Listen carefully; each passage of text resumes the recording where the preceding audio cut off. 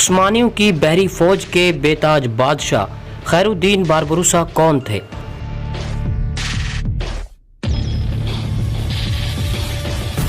دوستو، باربروسا 1470 عیسوی کی دہائی میں یعقوب آغا اور ان کی عیسائی بیوی کترینا کے یہاں پیدا ہوئے۔ باربروسا کے 3 بھائی اسحاق، عروج اور الیاس تھے۔ چند مورخین باربروسا کے والد یعقوب کو ایک سپاہی قرار دیتے ہیں، جبکہ چند کا کہنا ہے کہ وہ سالونیکا کے قریب والے شہر میں عثمانی طاقتور فوج ینیچری کا حصہ تھے۔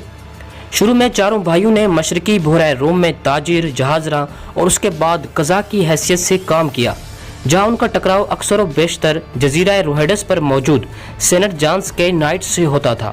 ان جھڑپوں میں ایک بھائی الیاس قتل ہو گیا، جبکہ عروج کو گرفتار کر لیا گیا۔ عروج کو قید کرنے کے بعد بطور غلام فروخت کر دیا گیا۔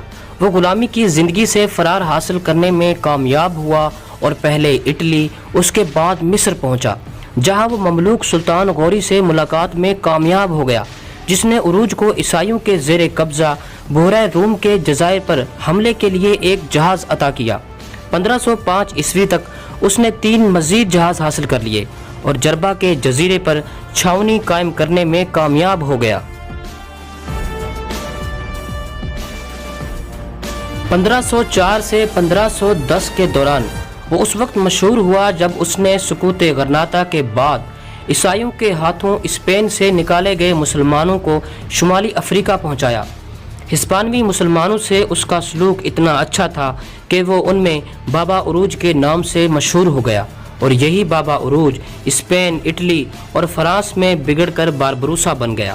الجزیرہ کے لیے اسپین سے بچاؤ کا واحد راستہ عثمانی سلطنت میں ضم ہو جانا تھا، اس لیے باربروسا نے الجزیرہ کو عثمانی سلطان القانونی کے سامنے پیش کر دیا۔ سلطان نے الجزیرہ کو عثمانی صوبے کے طور پر منظور کر لیا اور عروج کو پاشائے الجزیرہ اور مغربی بحیرہ روم میں بحری گورنر متعین کر دیا۔ 1506 میں عروج الجزیرہ پر قبضہ کر کے بادشاہ بن بیٹھا۔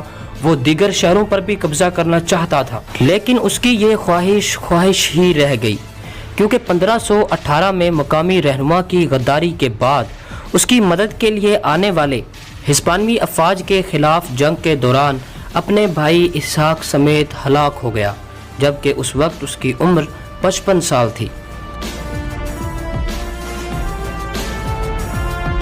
بھائی کے مارے جانے کے بعد خیر الدین پاشا باربروسا نے اپنے بھائی عروج کی پالیسی کو جاری رکھا اور اسپین سے مسلمانوں کو شمالی افریقہ لاتا رہا، جس کی بدولت اسے اسپین کے مخالف مسلمانوں کی بڑی تعداد کی حمایت حاصل ہو گئی۔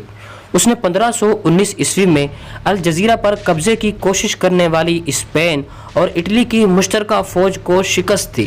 1529 عیسوی میں اس نے ایک ساحلی جزیرے پر ہسپانوی قلعے پر بھی قبضہ کر لیا۔ 1530 عیسوی میں اینڈریا ڈوریا نے باربروسا کو شکست دینے کے لیے حملے کی کوشش کی، لیکن اس کے اعصاب پر باربروسا کا خوف یوں طاری ہوا کہ وہ مقابلہ کرنے سے پہلے ہی فرار ہو گیا۔ 1532 میں سلطان سلیمان اعظم نے عثمانی بحری بیڑے کی تشکیل کے لیے باربروسا کو استنبول بلایا۔ سلطان نے باربروسا کو بحیرہ روم کا admiral Pasha, admiral in chief اور شمالی افریقہ کا کمانڈر ان چیف مقرر کیا اور بحری بیڑے کی کمان اس کے سپرد کر دی۔ باربروسا نے سب سے پہلے جنوبی اٹلی کے ساحلوں پر حملے کیے اور 1534 عیسوی میں تیونس پر قبضہ کر لیا اور حفصہ سلطان مولائے حسن فرار ہو گیا۔ مولائے حسن نے اپنی سلطنت دوبارہ حاصل کرنے کے لیے چارلس پنجم سے مدد طلب کی، اور اسپین اور فرانس کی ایک عظیم فوج نے 1535 عیسوی میں بونے اور مہدیہ سمیت تیونس باربروسا سے چھین لیا۔ دوستو، باربروسا نے 1 سال بعد قاصل نو بھی ان سے چھین لیا، جسے انہوں نے جنگ پرویزہ کے بعد ترکوں سے حاصل کر لیا تھا۔ اس نے بحیرہ آیونین اور ایجین میں عیسائیوں کے باقی ماندہ ٹھکانوں کا بھی خاتمہ کر دیا۔ بالآخر وینس نے امن معاہدے کی درخواست کی، جس کے بعد 1540 میں سلطان سلیمان اور وینس کے درمیان امن معاہدے پر دستخط ہوئے۔ اکتوبر 1541 عیسوی میں چارلس پنجم نے الجزیرہ کا محاصرہ کر کے مغربی بحیرہ روم میں ہسپانوی اور عیسائی بحری بیڑے کو لاحق خطرات کا خاتمہ کرنے کی کوشش تو کی، لیکن ایک زبردست سمندری طوفان کے باعث اسے ساحل پر اترنے میں شدید مشکلات پیش آئیں۔ تاہم زمین پر لڑی گئی غیر فیصلہ کن جنگ کے بعد چارلس پنجم نے نا امید ہو کر فوج واپس بلا لی۔ دوستو 1537 عیسوی میں لطفی پاشا اور باربروسا نے جزائر آئیونین اور جنوبی اٹلی کے خلاف ایک زبردست عثمانی فوج کی قیادت کی۔ باربروسا نے سلطنت وینس سے کورفور چھین لیا، جس پر فروری 1538 میں پاپ والسویم نے عثمانیوں کے خلاف ایک اتحاد تشکیل دیا، جس میں پاپائے روم، اسپین، رومی سلطنت، وینس اور مالٹا کی افواج شامل تھیں، لیکن قدرت کو کچھ اور ہی منظور تھا۔ ستمبر 1538 میں باربروسا نے جنگ پرویزا میں اس مشترکہ عیسائی فوج کو شکست سے دوچار کیا، جس کی قیادت اینڈریا ڈوریا کے ہاتھوں میں تھی۔ اس فتح کی بدولت بحیرہ روم میں اگلے 33 سالوں تک ترکوں کو مکمل برتری حاصل رہی۔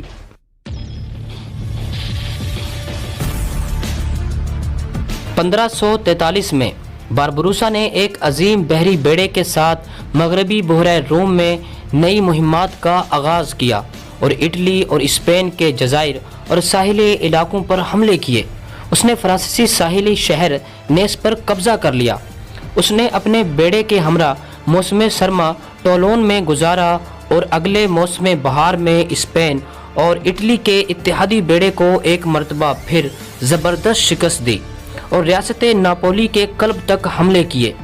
باربروسا نے اطالوی شہر جنیوا پر حملے کی دھمکی دی، لیکن 3000 دکات اور اپنے لیفٹیننٹ اور دوست ترگت رئیس کو رہا کرنے کے عوض حملے سے باز رہا۔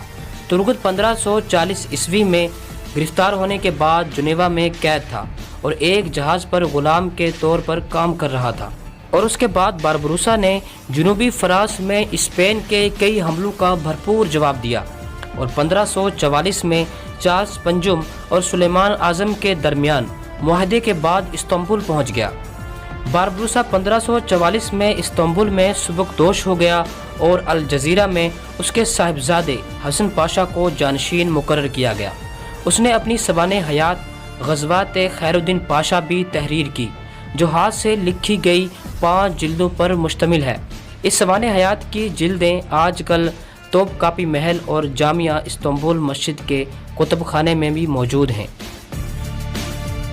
دوستو خیر الدین پاشا باربروسا کا انتقال 1546 عیسوی میں استنبول میں آبنائے باسفورس کے کنارے واقع اپنے محل میں ہوا۔ اس کا مزار استنبول میں ترک بحری عجائب خانے کے قریب موجود ہے۔ ترک بحریہ کے متعدد جہازوں کے نام اسی پر رکھے گئے ہیں۔ آج بھی ترک بحریہ کا کوئی جہاز آبنائے باسفورس سے گزرتا ہے تو اس کے مقبرے کی طرف سلامی دیتا ہے۔